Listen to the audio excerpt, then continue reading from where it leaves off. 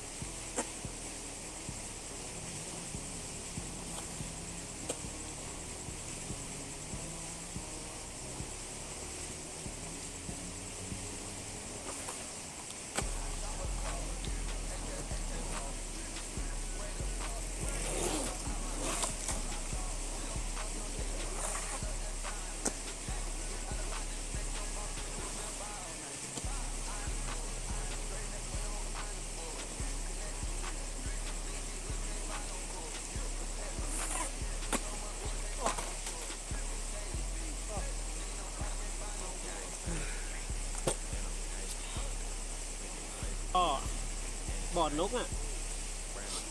ความเร็วในการคราฟนะครับสำหรับผมนะถ้าเทียบกับตัวทรัคสปริงอย่างเดียวหรือว่า